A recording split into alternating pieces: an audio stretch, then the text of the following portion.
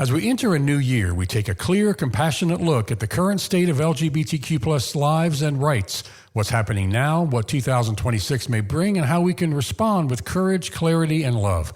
This episode is for LGBTQ plus people, parents, allies, and anyone longing for hope and direction in a difficult season and who refuse to let fear define the future.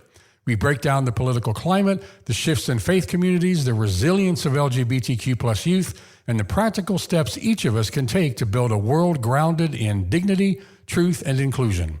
This is your roadmap for the year ahead, your reminder that you are not powerless, you are not alone, and it's your invitation to love boldly in 2026. Would it be okay if I were to tell you that I am afraid someday, so I call you up and you call me down? Would it be okay? Well, hello and welcome to the FreedHearts podcast. My name is Robert Cottrell and I'm here as always with Susan Cottrell. Hi there. Hi. Happy New Year. Happy New Year. Happy New Year to you. Happy New Year to you. Well, that's what I sing for the New Year. You know what I sing for birthdays? Should old years be forgot and never brought.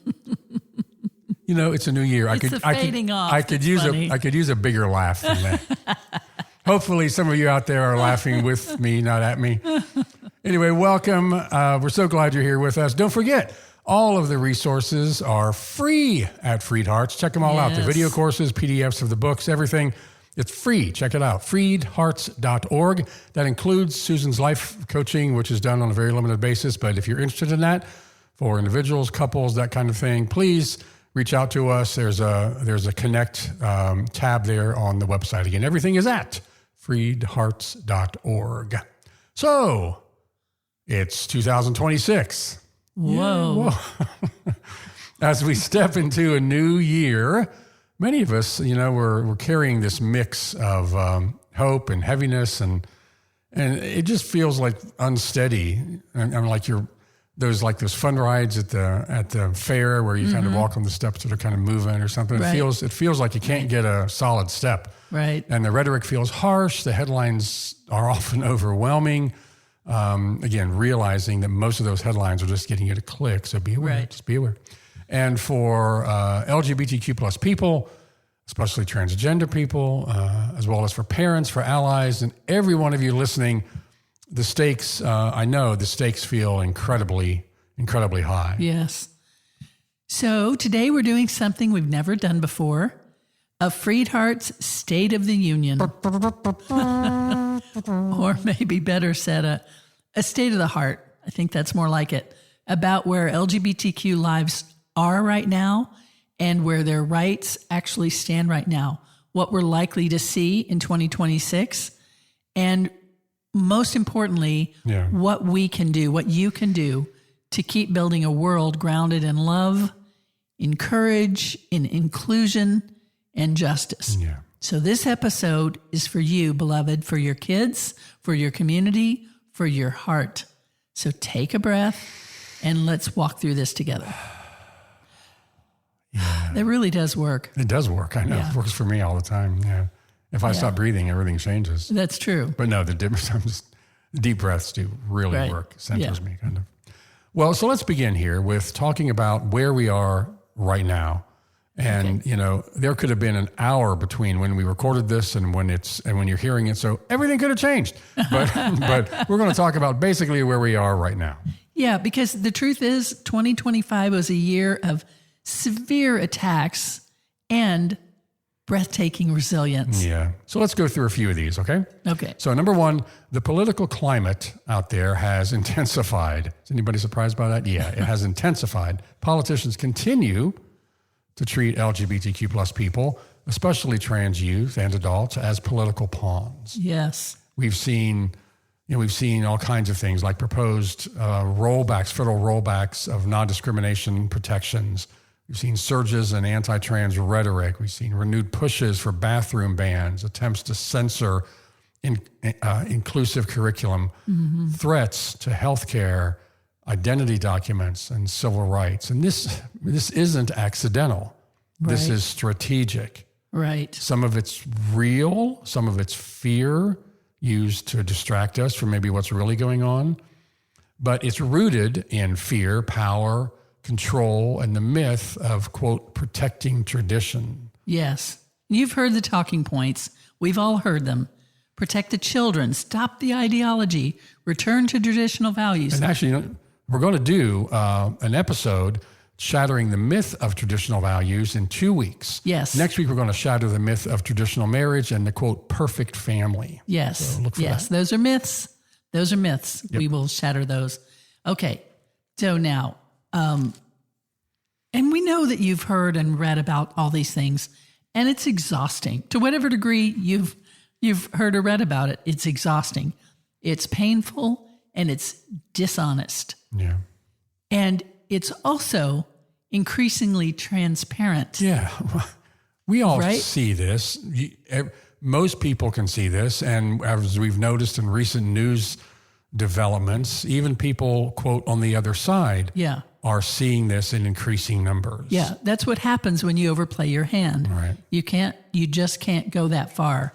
And because people are catching on and parents are pushing back and young people want nothing to do with it. And faith communities are splitting. The world is changing. Even as resistance to that change grows louder, Yeah. the world is continuing to change. Yeah, it seems like that's how the other side is. That's how they are pushing back on this. They are Right. getting louder and more ridiculous. And that's why some are walking away. And that's why it's becoming even more transparent. So, Right. yeah. So number And two. when you said the other side, it's not like I know. no, it's not like we have something specific in mind or political ideology exactly. What we have is, those who come from the heart and those who come from power and control and fear. There you So go. There you go. that's the difference there. That's a good thing. Thank you so much. Okay. So number two, LGBTQ plus youth are still under attack, but they're not alone. We've witnessed states attempting to criminalize affirming care. We've seen policies designed to force kids back into closets. We've seen school boards trying to erase queer existence. Yeah. But here's what is also true. Yeah. More pediatric associations are defending gender affirming care. More parents are fighting school boards. More clergy are openly affirming. More teachers are creating safe classrooms. More families are choosing love over fear. And the narrative that anti-LGBTQ plus policy has broad support has collapsed. Absolutely. The fantasy, I should say, that those policies are supported, that's collapsed. Because the truth is, most people don't believe it, don't support it, and don't want harm done to LGBTQ plus kids or adults. And the tide is slowly turning. Yes. Number three, faith communities are in a moment of reckoning. We're seeing something, honestly, it's remarkable, that entire congregations are leaving non-affirming denominations. Pastors are rethinking theology because of their own children. Mm-hmm. Imagine that. Young Christians are rejecting, in record numbers, fear-based frameworks. Mm-hmm. New affirming communities are forming in cities and in rural areas as well. Mm. And we know there's schisms. Yeah. And you may be in a pocket where you feel that. And we do not say this to minimize that. Because if you're hurting, you're hurting. But transformation is underway, and it's not going backward. The future of Christian faith will be more inclusive than what most of us grew up with. And that's not wishful thinking. It's a demographic reality. Yeah, I am absolutely convinced that the church, Christianity in general, cannot recover from what has been going on and go back to the way it was. No, right. There is dramatic foundational change happening. Yes. Does that mean that some major institutions will just be reformed immediately? No.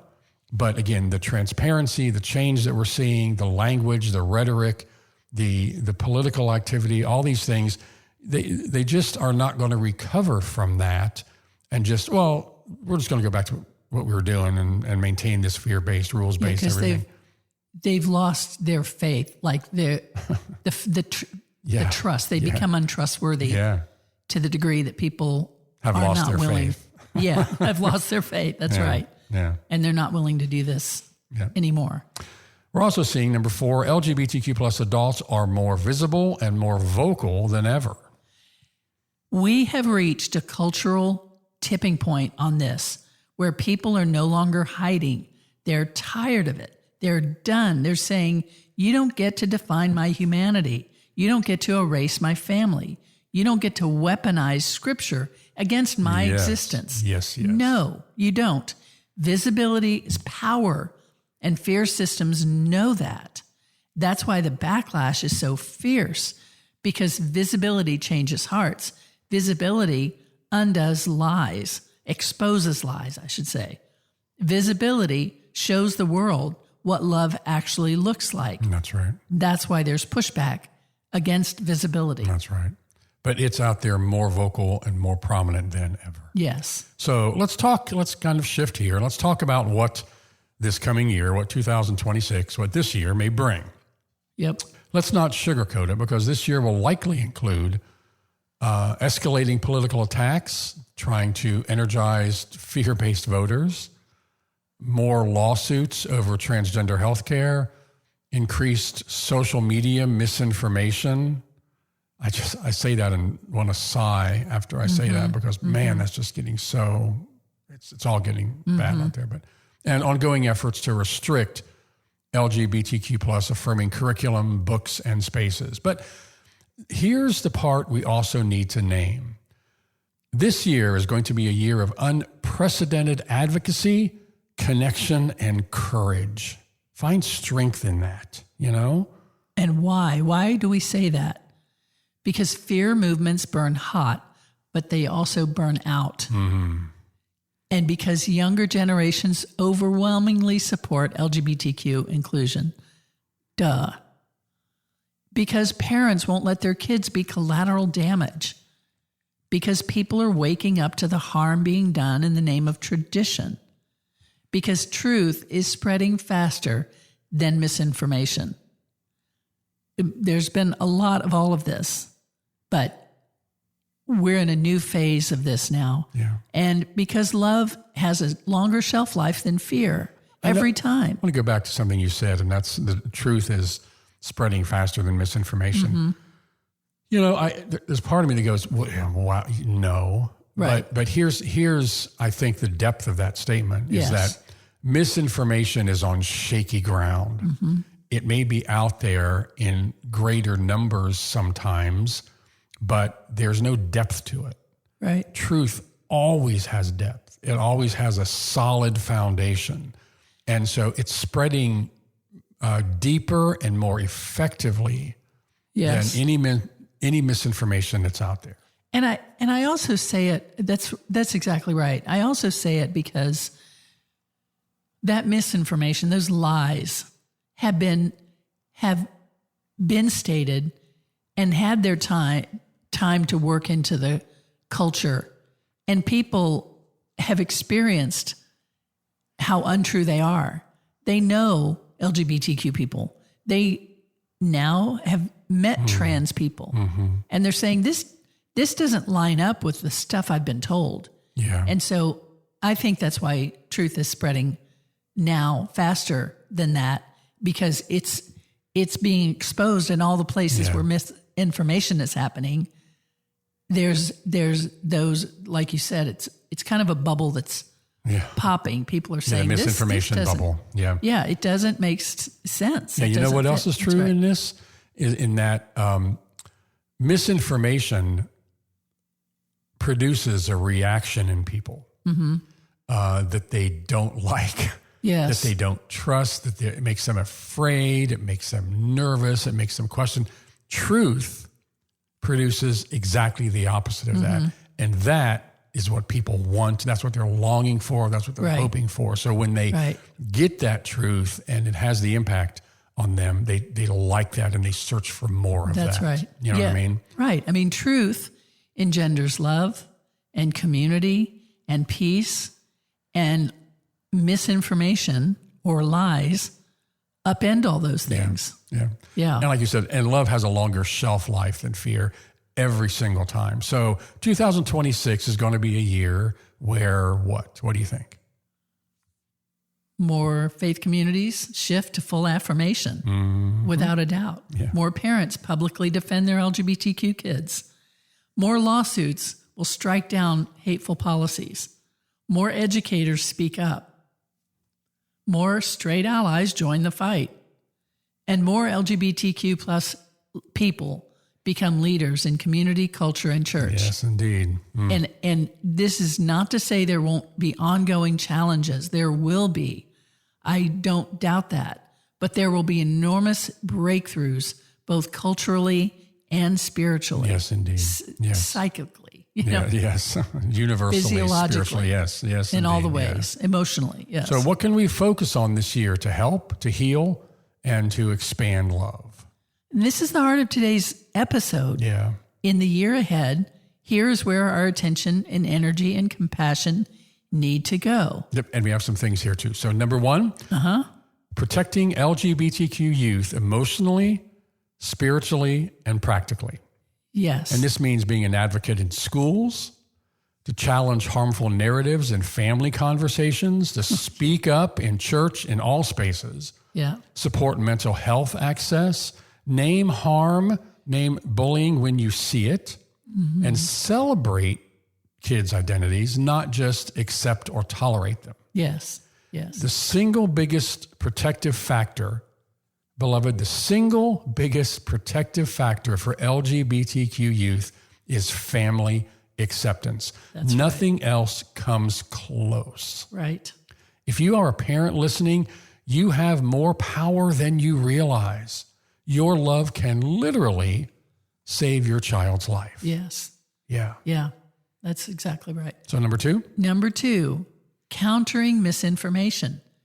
You can do it kindly, gently, but clearly.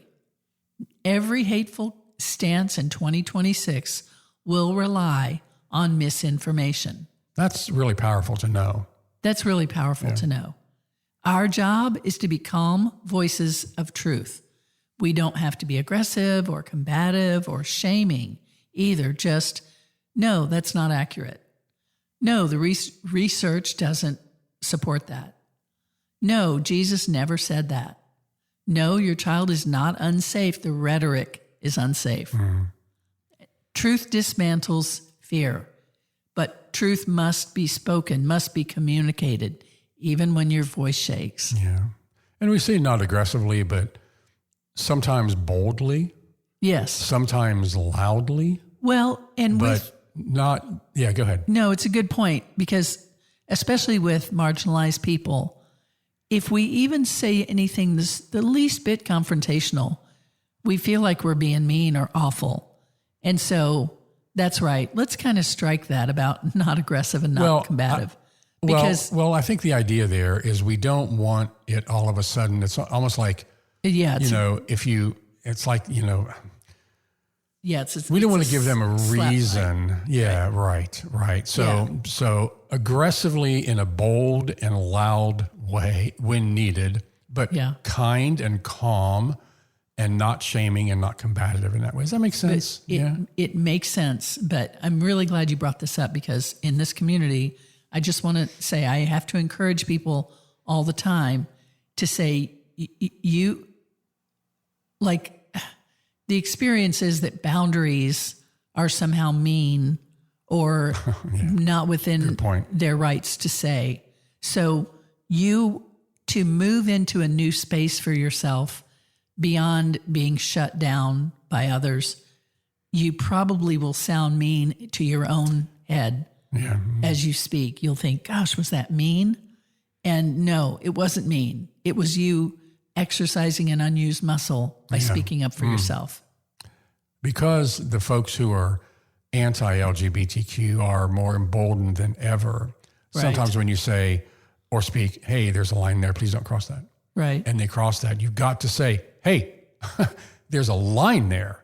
Right. And when I said don't cross it, I mean don't cross it. Yeah. You have to speak up. Anyway, so yes, I mean, I think you get what we're talking about here. We don't want to have this back and forth meanness back and forth. But sometimes in your head, because like you said, you've been marginalized so much, even when you're just being bold, you think you're being mean. Right. But that may not be the case. Yes? Is that what that is what I'm saying. I mean, even the tone you just used, I would say it more, I asked you not to cross that line. You may have to then take action. Yeah, that's true. And say, I'm going to go now. Yep. Or I need to hang up now, because that is a way to say, I won't accept this line crossing. Yeah. That's a good definition of aggressively, because instead of going that, hey kind of thing, you can say, right. The aggressiveness can say, I told you not to cross the line. You cross the line. I'm leaving. Right. That is a good definition of being aggressive. Right. Being forward in that. You know what I mean? Of not aggressive, but you mean of being proactive. Yeah, proactive. Yes. And of enforcing your boundaries. Yeah. So. I hope we didn't muddy this up. I hope this was clearer now, because I think so. It is for me. It's really hard. It can be really hard for those who conditioned to be kind to actually speak up for themselves. Yeah. They were conditioned to be silenced. Yeah. About anything that the powers that be didn't want to hear. Well, this is a tough one, so I'm glad we expanded that. Yeah, so, me too. Number 3 is strengthening affirming communities. Help create spaces where LGBTQ plus people feel safe, seen, celebrated. Because, beloved, the truth is, healing from all these wounds and all this hurt doesn't happen in isolation. Right. Healing happens in community. In churches, small groups, parent collectives, online communities, groups like PFLAG and other LGBTQ support groups out there, these matter more than ever. These matter more than ever. Right. So wounding happens in community, and so healing happens in community. Good point. Number 4, reclaiming faith. For those of you who are still spiritual in that way, reclaiming faith from the hands of fear-based theology. And to our Christian listeners, this year, you can reclaim Jesus from those who use his name to harm. Like we have said before, we're taking our Jesus back. You're not using him anyway. Right. Or they're using him for all the wrong reasons. Right. What does that look like? It means teaching real, true theology, or the truth of the supposed theology that's being taught out there. And real theology is you center on the fruit, not fear. It means challenging weaponized scripture. It means modeling compassion in action, being love, being kind, all those things. A faith that harms people is not the heart of a Jesus-following faith. Right. It is anxiety dressed up as righteousness. It is hate dressed up as righteousness and fear dressed up as righteousness. Right. And we can and we must do better. Yes. And just one more time to say this, that we don't invite this talk about Jesus in order to keep you in faith that may not fit for you. But you were an innately born spiritual being. You are spirit in a body. Yes. And we don't want that taken from you. It's been taken from this community, and from all of us, and used against us. Yeah. And we haven't done a faith disclaimer kind of thing in a long time, but we do know that we have a lot of listeners. A lot of you out there have a Christian path, still consider yourselves followers of Jesus, still deal with a lot of those things that you keep hearing echoing in your head. So that's why we address those things as well. And I think, and we've talked about this, and we'll talk about it a lot further too. We always mean in this God, universe, spirit, that deep spirituality that we are all born with. Yeah, much bigger than the Christian box. Yeah, God. that beautiful quantum truth that's out there about all of us, and how beautiful you are and how beautiful we are, and our part in the universe and our connection to everything. That's what we're talking about. Yes. We do address this because we know a lot of you out there are still part of or still consider yourselves Jesus followers. Yeah, does that make Right. sense? Yeah. That's true. And even if you're not, it still may reverberate inside of you. If you grew up in it, especially the toxic fear-based parts of it reverberate out around in there. So, but I thought of one quick analogy I want to say, that if you picture a huge banquet, endless banquet of all the things you could possibly want, but your mother goes and gets you a little tray, little plate with, Celery chicken and nuggets, saltine crackers. chicken nuggets, fries, whatever, and gives it to you, and that's your banquet. That is what the Christian church has done to our spirituality. It's what religion does to our innate spirituality. So you've got a banquet. When we say God, universe, spirit, we mean the endless banquet, not the little plate that you were given by your church and maybe your family and even culture as it defines religion. Yeah, that's good. Thank you. And we do also address the Jesus versus the religion of Christianity out there a lot. Right. Jesus was not a Christian. That's right. Because a lot of the messages that are anti-LGBTQ plus come from and originate in Christian religion. That's right. So we say That's that right. to differentiate those. right, exactly That's right. So number 5. Okay, number 5 is celebrating LGBTQ joy. Joy is not shallow. Joy is not frivolous. Joy is not a luxury. Joy is a form of resistance and a sign of healing. There's even a Bible verse, the joy of the Lord is my strength. Joy is strength. That's probably been perverted in the way you've been taught it. But joy is the heartbeat of who we are in humanity. And in 2026, let's celebrate queer marriages, trans visibility, chosen family, queer joy, art, music, culture, creativity, and courage and thriving. Let's take joy in those things. Joy is how we show the world and each other what freedom actually looks like. Well said. Well said. Number 6. Number 6. All right. Supporting families on the journey.